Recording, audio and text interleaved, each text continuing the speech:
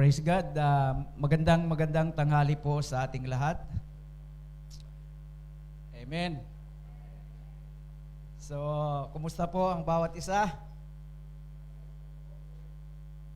Parang hindi po kayo masaya. Praise God. Sapagkat ay Friday na naman po at tayo po ay muli nagkasama-sama upang ating bigyan ng ating pong mga papuri sa pamagitan po ng ating mga awitin, ng ating pong Panginoon. So, yung mga nakaraan pong topic po natin ay talaga parang series ang naging topic po natin. Umpisa po kay Rev Oscar. Naalala po ninyo yon? Rewards for runners, di po ba? Then kay Rev Jopet, yung ano po ang title ng message po natin? The Heroes Welcome. Nakalimutan nyo na po. Yung kay Pastora Berna po, just keep on going. You know? Amen. Praise God. So, itong pag-aaralan po natin ay parang connected din siya. So, malaya po tayong tumayo at basahin po natin ang ating pong scripture sa Luke chapter 19, beginning from verse 11 to 27. Okay. Basahin po natin ng sabay-sabay. Bitiwan nyo po yung cellphone nyo, huwag nyo hawakan. Bitiwan nyo po. Sabay-sabay po nating basahin. Okay. 1, 2, ready, read.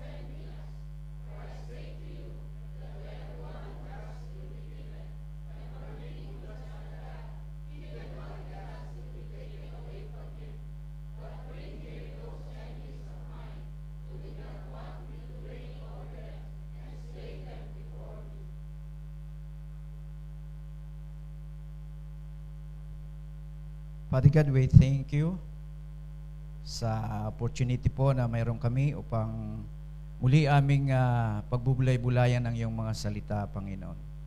Thank you po sapagkat lagi ang iyong salita ay biyaya po namin, Panginoon, sa pang-araw-araw po naming buhay na ipinagkaloob niyo po sa inyo, sa amin, sa bawat isa po sa amin. And Lord, once again, nais po namin na kayo po ang aming tagapagturo ngayon at nais namin, Panginoon, na ang iyong salita ay pagpapala po sa aming buhay. At Lord, ang iyo pong pag-minister sa bawat isa po sa amin sa aming kalagitnaan, Panginoon, sa pamamagitan po ng iyong mga salita sa mga oras na ito to accomplish your purpose, Lord, sa aming pong pagtitipon. We give you praise and we give you the glory in Jesus' name. Amen. Ang pamagat po ng ating pag-aaralan is do business till I come. Do business till I come. So dito po natin yan kinuha sa verse 13. So he called 10 of his servant, delivered to them 10 minas, and said to them, do business till I come. So ito pong parable na binanggit ni Jesus Christ sa kanya pong mga disciples ay very familiar. Sapagkat isa rin po ito na halintulad doon po sa parable ng the talents, yung sa Matthew chapter 25. Yan po ay isang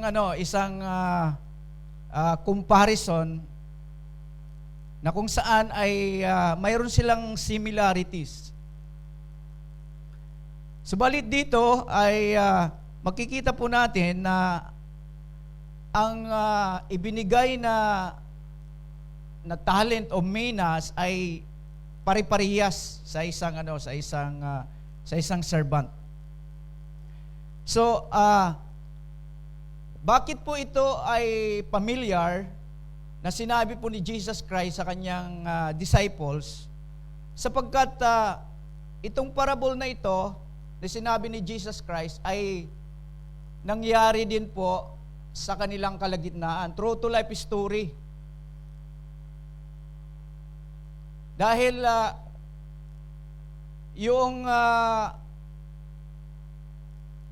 ginawa po ni Jesus Christ kay Zacchaeus, na kung saan ay isa ito sa katanungan ng mga disciples kay Jesus Christ nung na-encounter po niya yung taong mayaman, the lawyer, na nagsabi po na, Lord, how can I inherit the eternal life?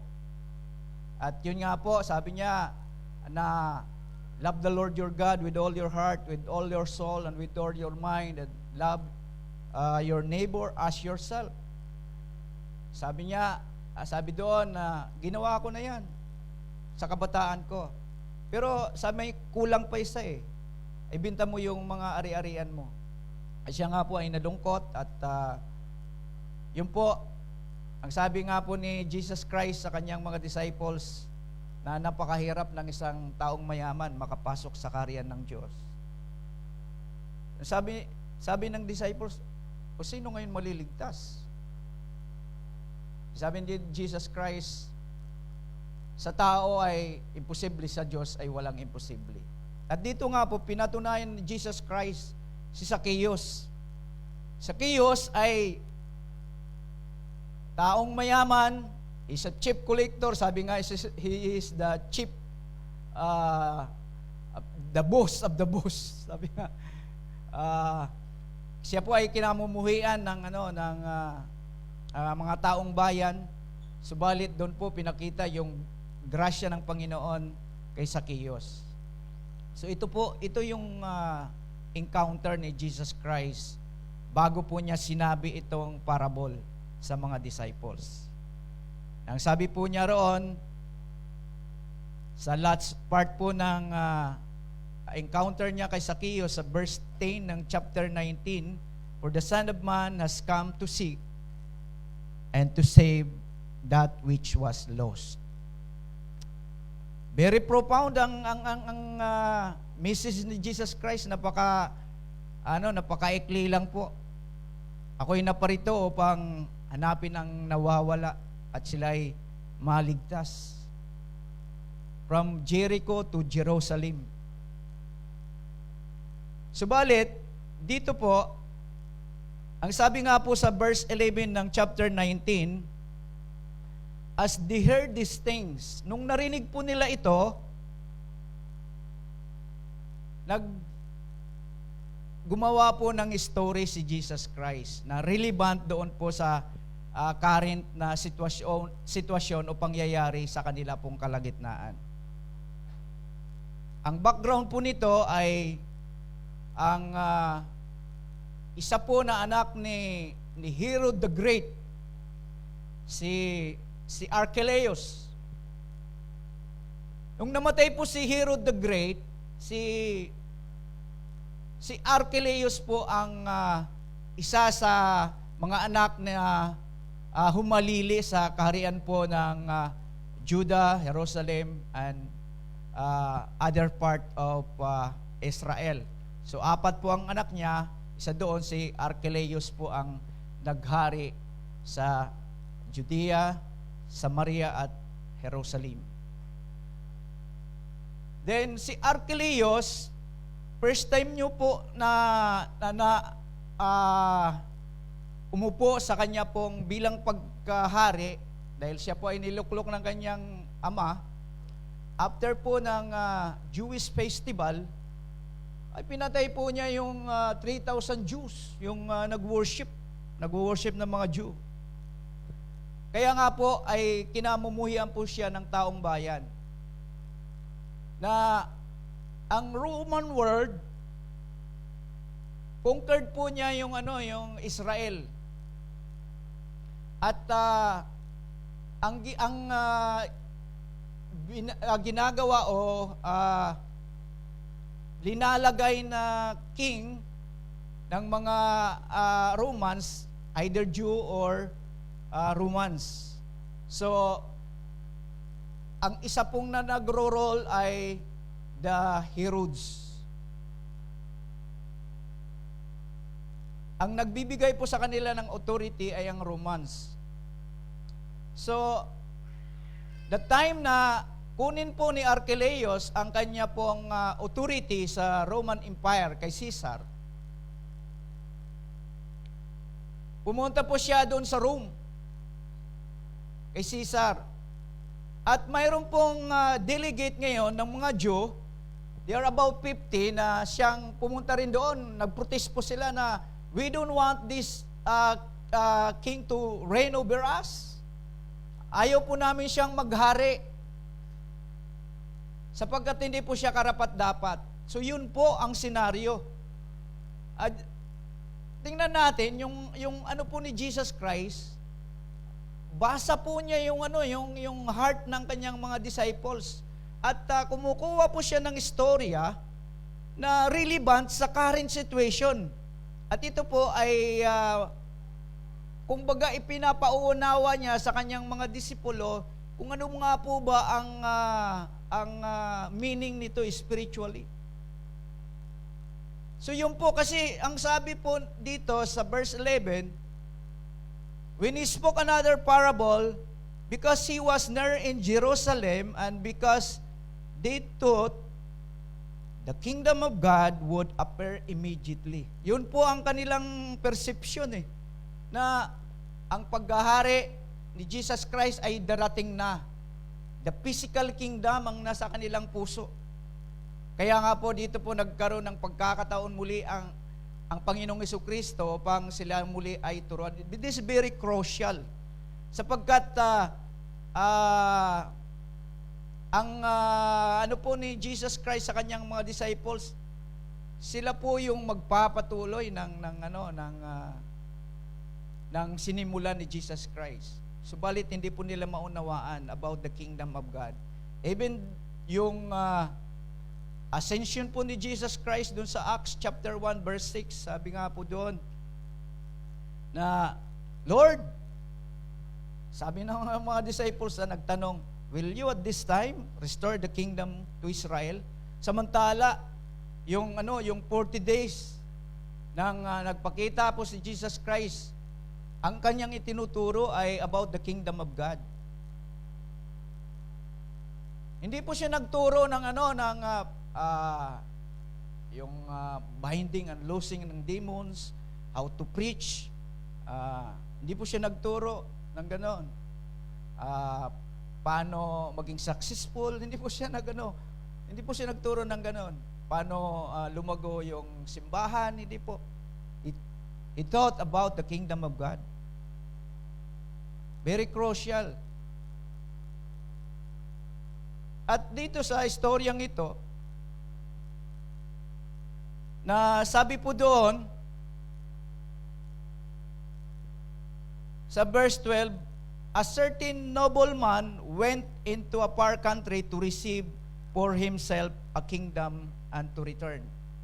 Kita po natin yung current event ay ginawa ng story ng Jesus Christ, ginawa niyang parable upang ibigay niya sa kanyang mga disciples at sila ay mag-isip.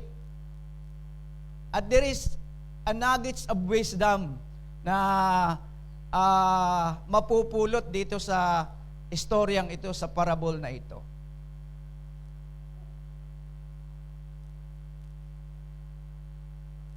Nasabi nga po, tinawag niya ang kanyang mga servant at nagbigay po siya ng tig-isang mina sa 10. 10 is, sabi nga, is a perfect number, sabi po. Tig-isang mina. So, ayon po sa mga mangangaral o dalubhasa sa Biblia, equivalent po ito is a life ng bawat isa po sa atin. Or either treasures, time, and talent na binigay po sa atin ng ating Panginoon.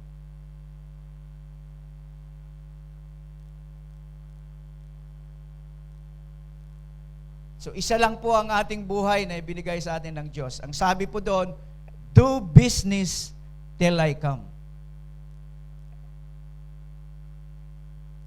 Sa ibang translation ay occupy till I come.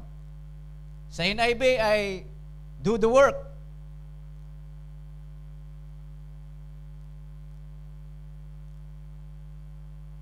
And I believe na itong istorya na ito, itong parable na ito, ay kumplito yung kategory ng human being. Kung makikita po natin is the faithful servant and the unfaithful servant and the enemy. Is nandoon sa istoryang ito. The human being.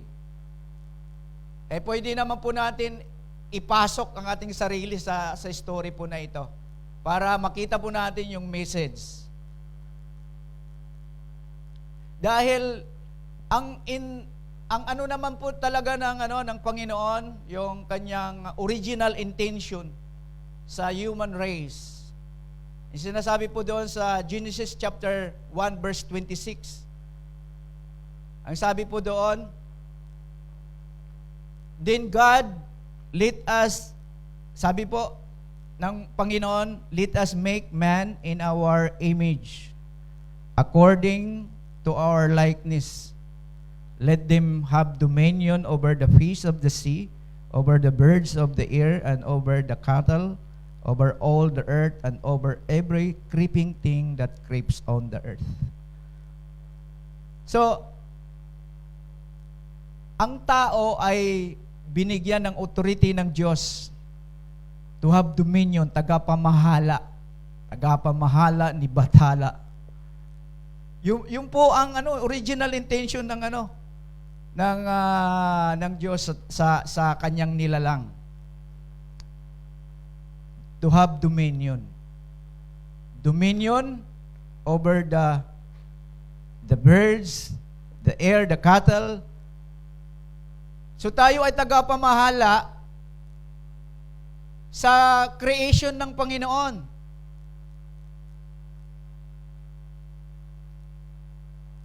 At sabi po doon sa verse 28 ng Genesis chapter 1, then God blessed them. And God said to them, be fruitful and multiply. Fill the earth and subdue it, have dominion over the face of the sea, over the birds of the air, and over every living thing that moves on the earth. So ito yung principles. Ito yung ibinigay ng Diyos paano ka maging tagapamahala sa creation ng Panginoon. Unang-una, be fruitful. Sabi doon. And multiply, subdue, and have dominion. Ano po ba yung fruitful? Fruitfulness is productivity. Kailangan ka maging productive. Actually, ang original, ang sinabi po dito, una pong sinabi ng Panginoon ay be fruitful. Kung titingnan po natin, dapat ang una ay be seedful. Dahil hindi magkakaroon ng fruit kung wala pong seed at walang tray. Nakuha po natin? Pero negligible ang seed na sinabi po dito ng Diyos. Kapag mayroon pong hingin sa atin ng Panginoon, sa Kanya pong creation, ay mag-i-exist kasi Panginoon siya. He's Lord.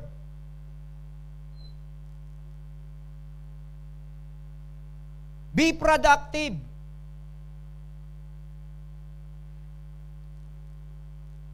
Ang isa nga pong basihan ng United Nation kung paano po nagiging productive ang isang nation is 3 letter po ang sinabi, GNP. Gross National Productivity. Ang sabi po, ano po ang kahulugan niyan? Kapag ikaw na nation na hindi, wala kang pinoproduce, abay, kulilat ka sa nation. Sino po yung big producer po ngayon ng buong mundo? China. Ang China ay, sila po, wala naman po silang pera, pero they are producing much. Kaya nga po sila ay, yung ekonomiya po nila ay malusog.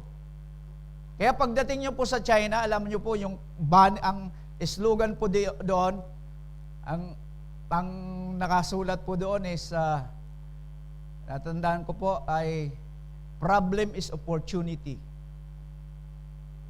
Lagi po yan, problem is opportunity. Kaya sabi ng mga Chinese, opportunity. Sabihin nyo nga, opportunity. Mayroon nga pong namatay na isang Chinese. Napunta po siya ng impyerno. Sabi niya, okay to rito mainit. Pwedeng magbenta ng mineral water. Opportunity. Yung po yung Chinese. Bakit nakatingin po kayo sa akin? Hindi po ako Chinese. Bisaya po ako, Bisaya. Clap. Palakpakan po natin yung mga Bisaya. Praise God sa mga Bisaya kasi sa langit daw po yung lingwahe ay Bisaya. Dati, Ilocano. Nag-change po ng administration, ngayon Bisaya.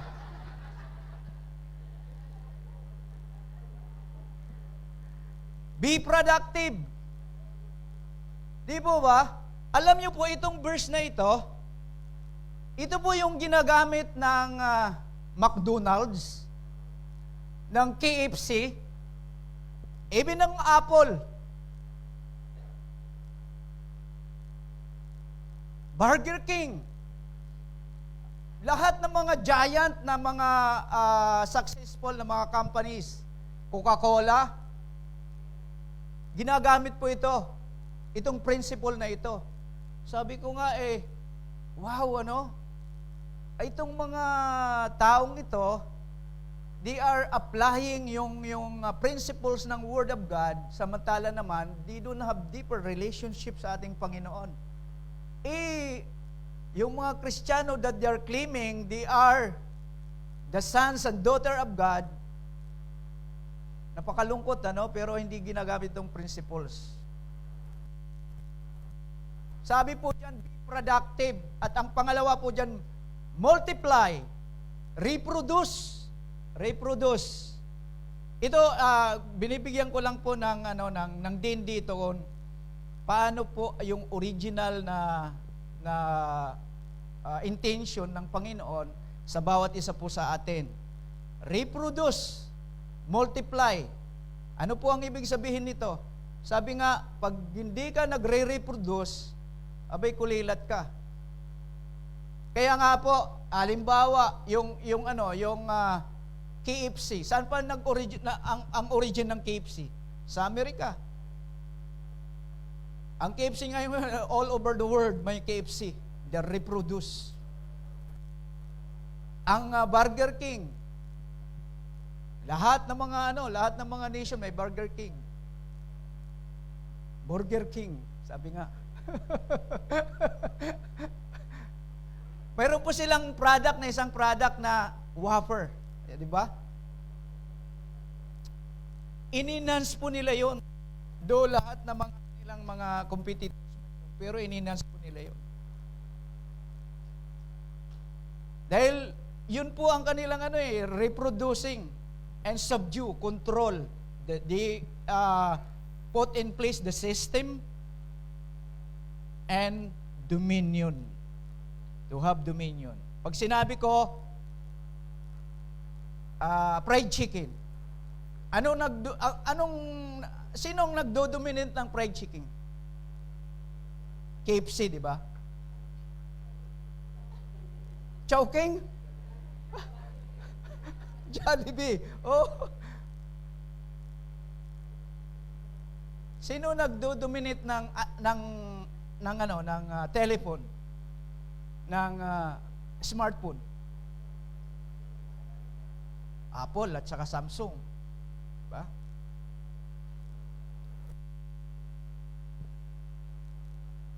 So, pag sinabi kasing isang product, alam po natin kung sino ang nagdo-dominate at nagko-control ng market. Diba? So, that is the example. Okay, balik po tayo doon sa ating text. Dito po, sa parable na ito, ay tatlo po ang makikita po natin dyan. The faithful, the false, and the false. Unang-una, the rewards for the faithful. Sabi po doon sa verse 16, Then came the first, saying, Master, your mina has earned 10 minas. Makita po natin dito yung faithful servant. Ang sabi po niya, nung bumalik na po ang nobleman, yung hari, ay tinawag na po ang kanyang mga servant upang magbigay ng report, to give them account, ang ibinigay po sa kanila na minas. Ang sabi po dyan, Master, your mina has earned 10 minas. Kung mapapansin po natin, Master, kung baga sa nandun ang kanyang humbleness, dahil ang ibinigay po sa kanyang isa ay tumubo ng 10. Kung ito ay medyo siya ay boastful sa kanyang sarili. Sabi niya, maaari sabihin niya, alam mo ba anong nangyari? Anong makikita mo sa bank account ko ngayon? Parang pwede niyang sabihin na gano'n. Pero sabi niya, Master. Nandun ang kanyang humbleness, itong faithful servant na ito. Then sabi po niya, your mina has earned 10 minas. Your mina, Panginoon. Hindi sa akin. This is yours. So makita natin na itong faithful servant ay nandun ang kanyang pag-acknowledge na hindi sa kanya itong kanyang tinatangkilik ay hindi galing talaga sa kanya, bigay lang po sa kanya upang pangasiwaan. So, ang term po doon ay stewardship. Tayo ay steward lamang sa ipinagkatiwala po sa atin ng ating Panginoon. Sabi nga ni Tony Evans, stewardship is to protect and to expand the assets the assets for others. Pangalagaan, protektahan yung mga bagay na ipinagkaloob sa atin ng iba. Yun po, yung steward. At sabi po doon ng nobleman, well done, good servant, because you were faithful in very little, have authority over 10 cities. Nandun ang commendation po sa kanya, well done, good and faithful servant. Makita po natin yung reward consistent doon sa itinubo, kumbaga sa kanyang produce. Kumbaga sa ay yung economy that time ay talagang masabi natin ay maganda ang ekonomiya. At makikita natin dito yung generosity ng nobleman. You are faithful, okay. Mangangasiwa ka ng 10 cities. At tingnan po natin pangalawang servant sa verse 18. Saying, Master, your mina has earned 5 minas. Ganun din po. Nandoon po yung kanyang humbleness. Master, your mina has earned 5 minas.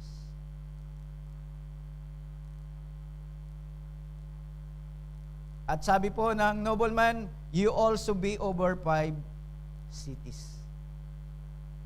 Consistent ang reward ng faithful servant. So yun po ang unang-unang karakter na makikita po natin dito sa parable na ito, the faithful servant. At ito po yung isa sa mga rhetorical question po sa atin. Are we faithful sa ipinagkaloob sa atin na buhay ng ating Panginoon? We are faithful sa talento na ibinigay sa atin ng Panginoon? Faithful po ba tayo sa time, sa treasures na ibinigay po sa atin ng Panginoon? Tayo lang po ang makakasagot yan. Ang sabi nga, ang ating pong mga gawa, our work will be shown for what it is, because the day will bring it to light. It will be revealed with fire. And the fire will test the quality of each person's work. If what has been built survives, the builder will receive a reward. 1 Corinthians chapter 3, verse 13 to 14. And Paul says, as a servant of Christ, and as those entrusted with the mysteries God has revealed, now it is required that those who have been given a trust must prove faithfully. According to 1 Corinthians chapter 4, verse 1 to 2. Katiwala sa ibinigay sa atin ng Panginoon. Now, tingnan po natin ang isa pong karakter dito, isang karakter, the unfaithful servant, the rejection for the false. Sabi po sa verse 20, then another came, saying, Master, here is your mina, which I have kept, put away in a handkerchief. Sabi po dito, another. So, kung baga sa ano ay different. Kakaiba itong servant na nag-report uli. Ang sabi po niya doon, ito po yung mina na ibinigay mo sa akin. Ako po ay natakot at ito po ay tinago ko sa aking panyo. Ang sabi niya, for I feared you because you are an ouster man. You collect what you did not deposit and reap what you did not sow. Ako'y natakot sapagkat ikaw ay mahigpit. At sabi pa po niya, kinukuha mo yung hindi sa'yo at ginagapas mo ang hindi mo itinanim. Tignan natin yung unfaithful servant. Yung kanilang dialogue, yung kanilang conversation ng kanyang sa kanyang king. At sabi po doon, out of your mouth I will judge you, you wicked servant. You knew that I was an ouster man, collecting what I did not deposit and reaping what I did not sow.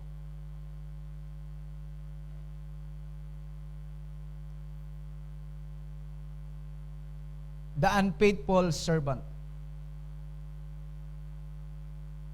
Mayroon nga pong nagsabi na talaga po ba siyang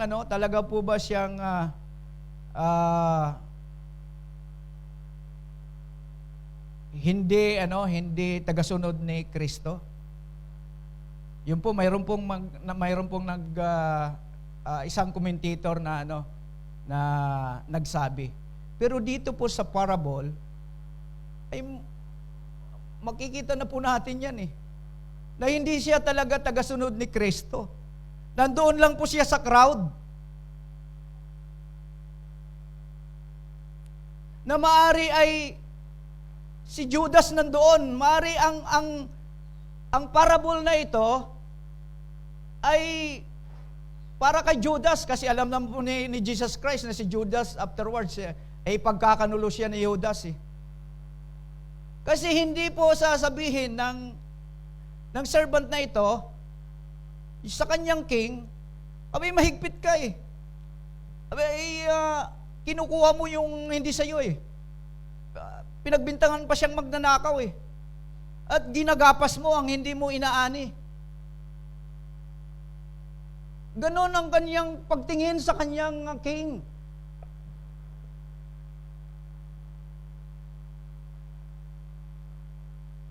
Kung baga sa ay hindi kita kilala. Parang ganon. Kasi yun naman po ang kanyang perception doon sa ipinagkaloob sa kanya na biyaya ng kanyang king. Siya po ay kung talaga po siya ay natakot, sabi nga ng nobleman, kung ikaw talaga ay natakot,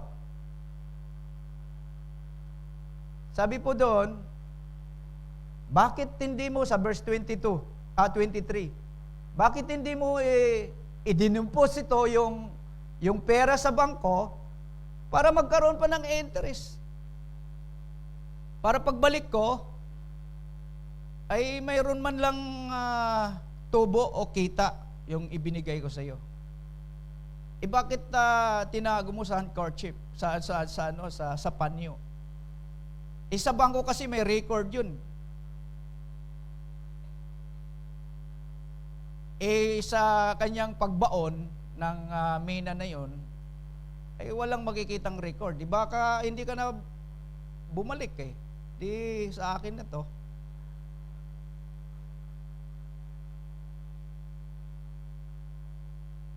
Pakita natin yung unfaithful servant, yung kanyang ugnayan, yung kanyang relationship sa ating Panginoon. He's in the crowd. Nandun po siya sa kalagitnaan. Kasama po siya. And I believe this parable speak to us. Remind us, sa mga nakaraan po nating na mga preaching, reward for runners, yung just keep on going. Dahil mayroon pong tawag yan, yung nag-i-encourage sa atin. Yung mga naunang mga heroes of faith. Magpatuloy po tayo. But this parable ay isang reminder po sa atin na isang validation process habang nandito pa po tayo sa mundong ito. Because the life is short. Ang sabi ko nga, is very critical sa mga disciples kasi sila po ang magpapatuloy ng gawain ng ating Panginoon. And this is speak to us. Nakita natin yung faithful servant, yung unfaithful servant. Ang pangatlo po is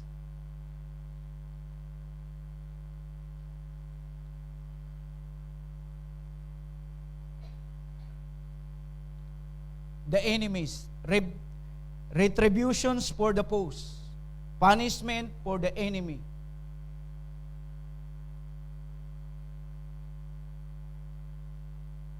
Ang sabi po doon sa verse, hindi po 14 to.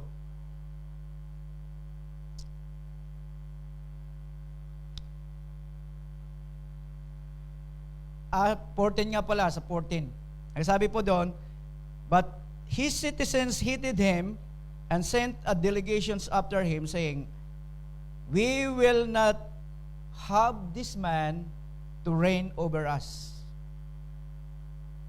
Ito po yung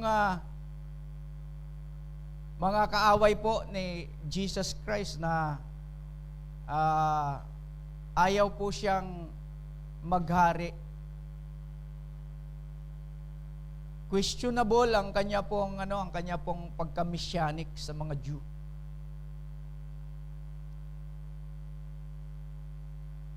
Kasi ang kanyang credential ay hindi acceptable sa kanila eh.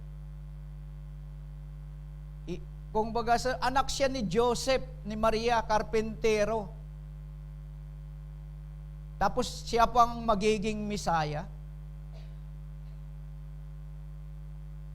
Kaya sabi po doon, the citizen hated him and sent a delegation after him saying, we will not have this man to reign over us. The enemies. The world.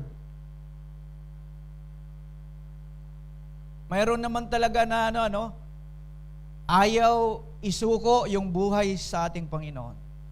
Ayaw na maghari ang Diyos sa buhay natin.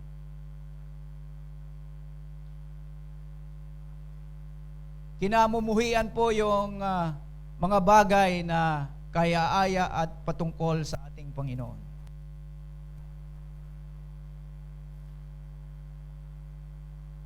At ito po ang isang kategori ng human being.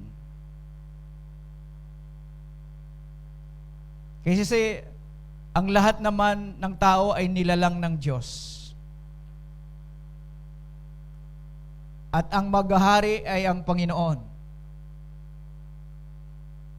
Ang sabi po sa verse 27, ito po yung medyo mabigat dito. Sabi po niya, but bring her those enemies of mine who did not want me to reign over them and lead them before me.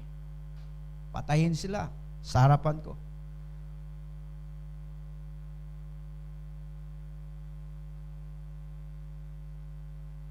So judgment will come. Lahat. The faithful, the unfaithful, and the enemy ay haharap sa ating Panginoon.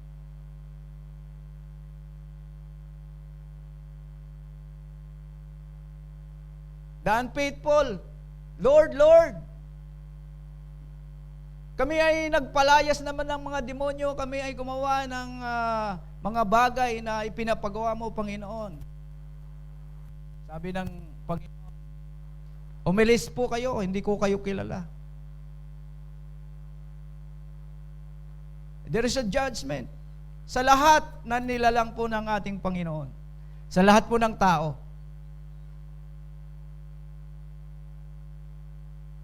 Mayroon pong paglilitis. Ang sabi nga na pagbalik ng nobleman is repairing yung tinatawag po na the doctrine of eschatology. Yung millennial reign. Actually dito po sa reward po na ibinigay po sa mga faithful servant is yung binanggit po ni Paul sa Bema Judgment. Yung reward po natin. But yung pagbalik po ng ating Panginoon, before po siya na bumalik, ay mayroon pong the great event, yung rapture. And before rapture after rapture ay mayroon pong tinatawag po na tribulation. 'Di ba yung mayroong pre-trib, mid-trib, post-trib. Then after po diyan, rapture, then darating ang Panginoon, the millennial years, at maghari po siya ng 1,000 years. And after that ay there yung eternal heaven, yung new earth. Ito po yung isa sa mga inaabangan ng napakaraming mga Kristiyano na sumusunod sa ating Panginoon.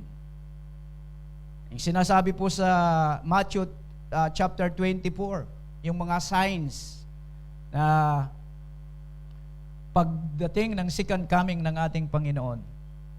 Yung mga lindol, yung pag may gera ng mga iba't ibang mga bansa, yung mga sakit at karamdaman ay nangyayari na po. At malapit na dumating ang Panginoon. Pero hindi po natin alam kung kailan po siya darating. But be watchful. Yung nagsasabi po na darating na siya, wag po kayong maniwala doon. Yung mayroon noon dati yung Y2K. Mayroon nga pong isang pangyayari din sa Amerika. Sabi po nila darating na ang Panginoon. Sila po ay uminom ng lason.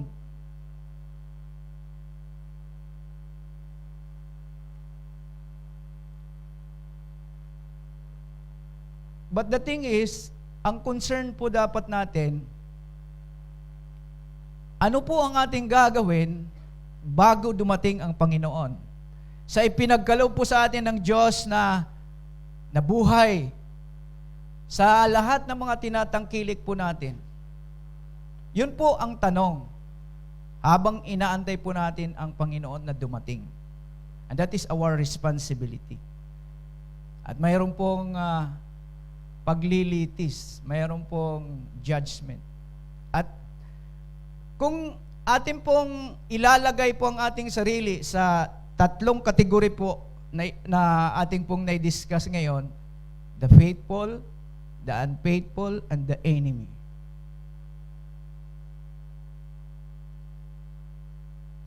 Ito po ay isang reminder po sa atin, is a validation process na isang paalala po sa atin. At tayo pong makakasagot nito. Saan ba ako dito sa kategory na ito? And there's a chance. Wala pong tawag niyan.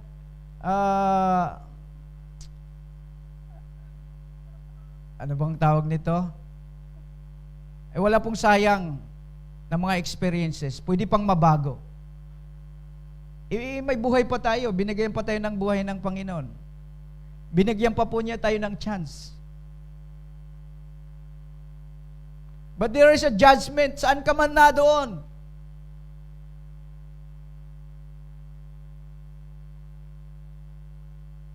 Hindi ka man tumanggap sa Panginoon, dadaan ka pa rin ng judgment. Tumanggap ka man sa Panginoon, dadaan ka pa rin ng judgment.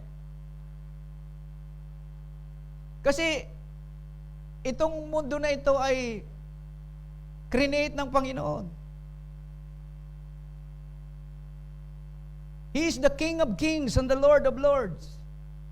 Sabi nga sa kanyang salita, every knee will bow and tongue will confess that Jesus is Lord.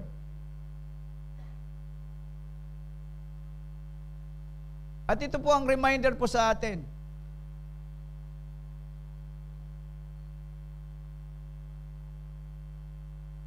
Na tayo po ay maging faithful sa lahat na ipinagkaloob po sa atin ng Panginoon. Yung buhay natin, yung talent natin, yung treasure natin, yung time natin.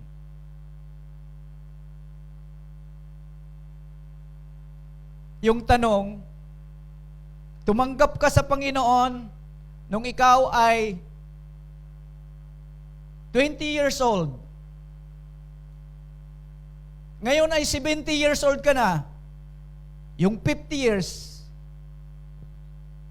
anong ginawa mo sa 50 years?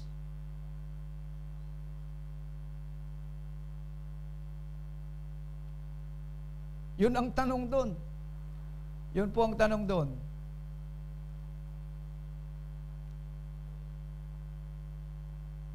So lahat po tayo ay nasa tatlong kategorya po na ito.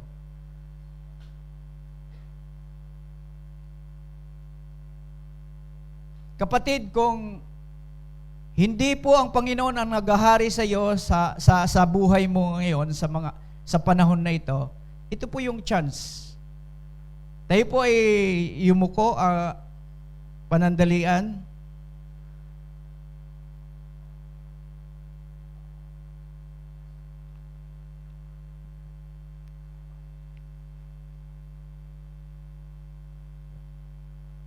Isang biyaya po sa atin ng Panginoon ang kanyang salita na siyang nagpapaalala po sa atin, nagbibigay po sa atin ng reminder. Saan man tayong kategorya na ibinigay sa atin ng Panginoon, kung ikaw ay faithful na servant, thank you. Salamat sa Diyos na ating pong binibigyan siya ng kaluguran sa lahat ng bagay na pinagkaloob po niya sa atin. Kung tayo po ay unfaithful sa lahat na ibinigay sa atin ng Panginoon, kung tayo ay hindi po nagsusuko ng ating buhay sa Panginoon, na sinasabi natin walang puwang ang Diyos sa buhay natin, ito yung time na chance po ng bawat isa.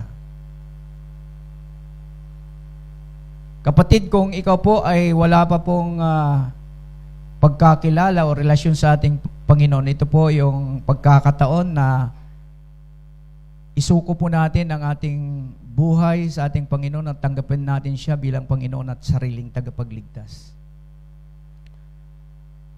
Kung ikaw ay nandito po sa mga oras na ito at nais mong ibigay mo ang buhay sa ating Panginoon, malaya nyo po itaas ang iyong kamay. Salamat po sa kamay na yan na itinaas. It's a sign of humbleness sa ating Panginoon na kailangan po natin siya. At salamat sa chance na ibinigay po niya sa atin. At kapatid, ito ang isang mungkahing panalangin na pwede nating angkinin. Sabihin mo po sa sa sarili mo itong panalangin na ito. Panginoon, ako'y nagpapasalamat, nagpupuri sa mga salita mo na aking narinig. Tinatanggap kita bilang Panginoon at sariling tagapagligtas ng aking buhay. Salamat sa iyong dakilang pag-ibig. Ako'y humihingi sa inyo ng tawad, binubuksan ko ang aking puso. Maghari ka sa akin, gawin mo ang nais mo, Panginoon. Simula ngayon hanggang sa kunin mo ang buhay na ito na ibinigay mo sa akin. Salamat sa iyong biyaya. Bigyan mo ako ng katagumpayan sa araw-araw ng aking buhay. At hayaan mo ako'y makasunod sa inyo, sa inyong alituntunin at iyong panukala. Salamat, Panginoon. Ito ang aking samot dalangin sa pangalan ni Jesus. Yes, Lord. Kami po ay nagpapasalamat, O Diyos, sa pagkakataon na muli ay pinaalala niyo po sa amin, Lord God, tunay na ang mga salita mo, O Lord, ay punong-puno ng yaman na siyang patuloy na nagpapaalala po sa amin, O Diyos. Thank you sa buhay na ito na ipinagkaloob niyo po sa amin, Panginoon, na kayo ay may layunin, may purpose sa buhay na ito. At patuloy, Lord, na nais namin na ipagkatiwala po sa inyo, O Diyos, na kami ay inyong maging mabuting katiwala sa lahat na ipinagkatiwala niyo po sa amin. Especially this life, Lord, na ibinigay mo, Panginoon. You give this life for a purpose, O Lord. Kung kami man, Lord, ay hindi naging tapat sa inyo, Lord, thank you for the chance. At ito muli kami, Panginoon, we recommit our lives unto you, Lord, sa mga oras na ito. Salamat sapagkat, Lord, wala po kaming maitago sa inyo, Panginoon. May maitago man kami sa aming kapwa, sa aming kaibigan, sa aming may bahay, sa aming mga asawa, sa aming mga anak, o sa sinumang tao. Subalit sa inyo, O Diyos, ang lahat ay hayag. Kaya naman, salamat po sa pagkakataon na ito, O God, na ipinagkaloob niyo po sa amin. Na ang aming buhay, O Lord, ay maikli lang, may self-life, mayroong hangganan. Minsan lang sa tao ang mamatayan at ang pagkatapos nito ay paghuhukom. Kaya naman, Lord, help us na maging kaya-aya at maging good steward sa pinagkaloob niyo po sa amin. Na kami ay inyong mabuting kasangkapan, mabuting ehemplo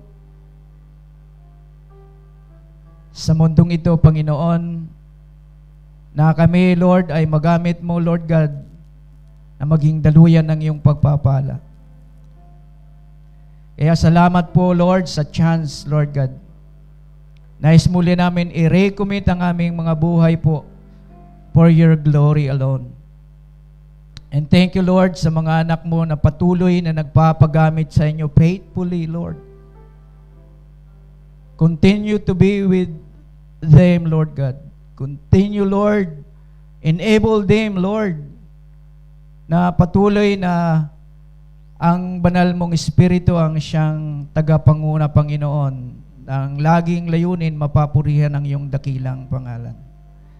O salamat po sa reminder po, Panginoon, sa umagang ito, na kung saan, O Lord, ay you give us chance, Lord God, as an steward sa lahat ng aspeto ng aming mga buhay, especially this life, Lord. You are the giver of life. We thank you, we give you praise, and we give you the glory. In Jesus' name, amen.